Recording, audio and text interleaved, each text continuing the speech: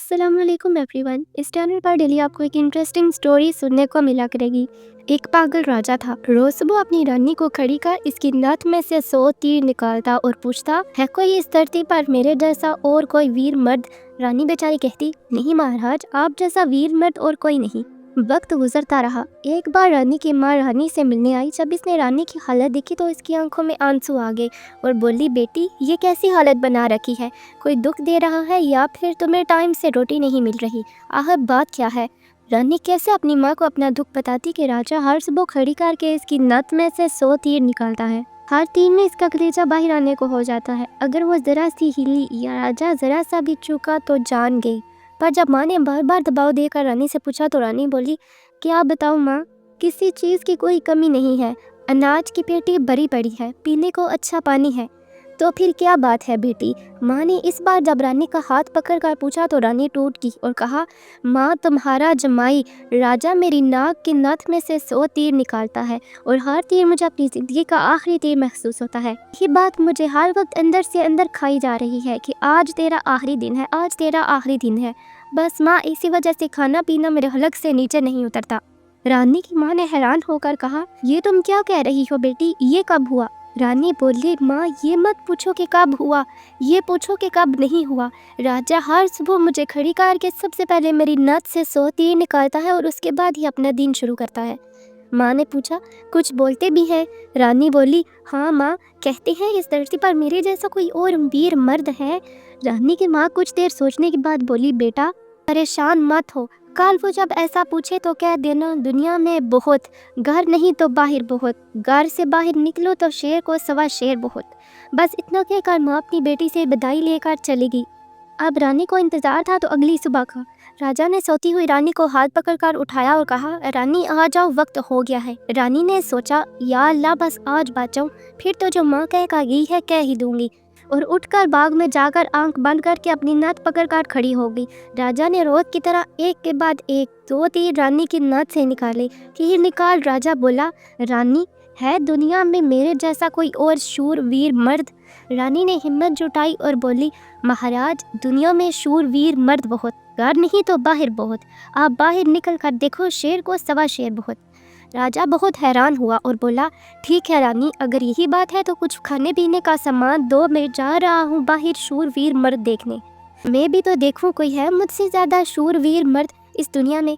थोड़ा बहुत खाने पीने का सामान लेकर राजा निकल पड़ा। चलते चलते एक कच्चे रास्ते पर हो लिया। थोड़ी ही दूर आगे देखा तो एक आदमी रास्ते के किनारे पर बैठा ऊपर को देख रहा था। राजा को बहुत तज्जब हुआ और ऊपर की जानिब देखा तो सिवाय सूरज की तेज़ किरणों के से कुछ भी दिखाई ना दिया। राजा इसके पास गया और पूछा, भाई ऊपर क्या देख रहे हो? काने आदमी ने कहा, परियों के अखाड़े में परियों का नाच हो रहा है, वो देख रहा हूँ। राजा ने दोबारा ऊपर देखा तो उसे कुछ भी दिखाई ना दिया और फिर उस आदमी ने राजा से पूछा, तुम कौन हो भाई और कहाँ जा रहे हो? राजा बोला, मैं अखलवाल का राजा अकबर राज हूँ, पूरी दुनिया में शूर मर्द देखने जा रहा हूँ। कान्हा भी बहुत हैरान हुआ और बोला, थोड़ी देर मेरा इंतज़ार करो भाई। नाचते नाचते एक परी की पंजेब टूट गई है, वो बस नीचे गिरने ही वाली है। बस इसको लेकर मैं तुम्हारे साथ शूरवीर मर्द देखने चलूँगा। कुछ ही देर में एक टूटी पंजेब नीचे गिरी और वो इसे उठाकर जेब में रख लिया और बोला, अब चलो भाई मर्द देख लेते हैं, मर्द कैसे होते हैं, मैं भी तो देखूं।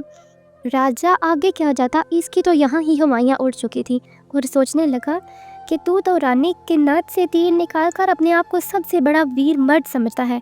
तुमसे ज़्यादा तो ये कान्हा है, एक आंख से अंधा होते हुए भी पाकिस्तान के अखाड़े में क्या हो रहा है देख लेता है। अब राजा और कान्हा आदमी दोनों एक साथ चल पड़े मर्द देखने के लिए। राजा और कान्हा आदमी अभी कुछ ही दूर चले थे तो आगे एक नौजवान तीर कमान लिए किसी के इंतज़ार में बैठा था। राजा ने इससे भी पूछ लिया, अरे भाई क्यों, कैसे बैठे हो? आदमी बोला, मैं अपने दोस्त का इंतज़ार कर रहा हूँ, मैंने 100 कोस एक तीर मारा है जो इसे लेने गया है। इतना सुनना था कि राजा के पाँव के नीचे से ज़मीन खिसक गई। और कहानी को बीच में रोककर आपकी इन्फॉर्मेशन के लिए मैं बता दूँ, पुराने ज़माने में दूरी मापने के लिए किलोमीटर या मीटर नहीं बल्कि लोग कोसों को ही दूरी मापने के लिए इस्तेमाल करते थे। और आज के दौर में एक कोस का मतलब आज के लगभग 3 किलोमीटर होंगे। चलिए आप कहानी की तरफ वापस आते हैं। फिर नौजवान ने राजे और काने आदमी से पूछा कि तुम लोग कहाँ जा रहे हो? तो उसने कहा कि हम लोग शूरवीर मर्द देखने जा रहे हैं। तो नौजवान ने कहा, अरे भाई, हम भी चलेंगे तुम्हारे साथ मर्द देखने के लिए, बस थोड़ा सा इंतज़ार करो, मेरा दोस्त अभी तीर लेकर आता ही होगा। राजा बोला, वो आज थोड़ी ही ना आ जाएगा, इसे तो कई दिन लग जाएंगे। नौजवान ने मुस्कुराते हुए कहा, अरे नहीं, इसे 100 कोस से आने और जाने में सिर्फ 1 घंटा लगता है। थोड़ी ही देर में एक लंगड़ा नौजवान एक छोड़ा हुआ तीर हाथ में लेकर आया। अब रानी के नथ में से 100 तीर निकाल खुद को सुरमा समझने वाले राजा को एक से एक बड़ा सुरमा टक्कर रहा था। वह जिस बिल में हाथ डाल रहा था वहां से सांप निकल रहे थे। एक आदमी एक आंख से अंधा होते हुए भी परिस्तान में देख सकता है। एक नौजवान को 100 तूर तीर मार सकता है और एक अपाहिज लंगड़ा आदमी 100 कोस की दूरी सिर्फ 1 घंटे में नाप लेता है। बोझल कदमों के साथ राजा बिन तीनों के साथ आगे चल पड़ा और चलते चलते एक नगर में पहुंचे, जहां एक राजा की लड़की का स्वयंवर चल रहा था। स्वयंवर की शर्त ये थी कि जो भी आदमी 50 कोसों 2 घंटे में से हंसता पाठ बोल सपारी लेकर आएगा, इसी के साथ रानी का शादी की जाएगी। चारों में से लंगड़ा ही इस काबिल था जो कोसों की दूरी मिनटों के हिसाब से तय कर सकता था। तो चारों की इस्लाह पर लंगड़ा आदमी स्वयंवर की शर्त पूरी करने के लिए तैयार हो गया और उस शर्त के अनुसार हंता पान बोल सपारी लेने के लिए चल पड़ा। अब लंगड़ा आदमी तेजी के साथ उस तरफ को बढ़ने लगा जहां हंसता पान बोल सपारी का दरख्त था और अपनी दिव्य शक्ति से वो थोड़े ही वक्त में उस पेड़ के पास जा पहुंचा और इसने सपारी तोड़ी और अपनी जेब में रख ली और सोचा, अभी तो बहुत वक्त है, क्यों ना थोड़ी देर सुस्ता लिया जाए। ये सोचकर वो उस दरख्त के नीचे सस्ताने के लिए लेट गया। ठंडी हवा के झोंकों से जल्द ही इसकी आंख लग गई। इधर तीनों की वक्त के साथ साथ टेंशन बढ़ रही थी। 2 घंटे पूरे होने वाले थे और बस उसमें थोड़ा ही वक्त बचा था। नौजवान तीरंदाज ने कहा, इतना समय तो उसे कभी भी नहीं लगता, ज़रूर कुछ न कुछ मसला है।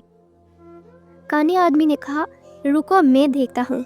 जब काने आदमी ने देखा तो दरख्त के नीचे वो सो रहा था और दरख्त के साथ एक खूंखार जहरीला सांप उसे काटने के लिए बढ़ रहा था। जब ये बात इसने अपने साथियों को बताई कि वो सो रहा है और एक जहरीला सांप इसकी तरफ बढ़ रहा है, तब तीर अंदाज नौजवान ने काने से कहा, तुम मेरे तीर का निशाना सांप की तरफ लगा दो। तो काना बोला, ठीक है, जब मैं खूंखारूँ तो तब तुम तीर छोड़ देना। और फिर काने आदमी ने तीर का निशाना सांप की तरफ बांधा और फूंका तो तब तीर अंदाज ने तीर छोड़ दिया। तीर सीधा जाकर सांप की पन पर लगा और वो धड़ाम की आवाज़ के साथ सांप नीचे गिर गया। आवाज़ सुनकर लंगड़ा आदमी भी हड़बड़ाहट के साथ उठकर बैठ गया और देखा तो एक जहरीला सांप इसके पास मरा पड़ा था और इसके दोस्त का तीर भी सांप को लगा हुआ था। तारा मास्टर समझते में से देर न लगी कि और वो अपनी शक्ति के साथ वापस नगर की तरफ दौड़ पड़ा और हंसापाल बोल सपारी लेकर राजा के महल में पहुंच गया। अब मसला ये था कि राजकुमारी पर असली हक किसका है।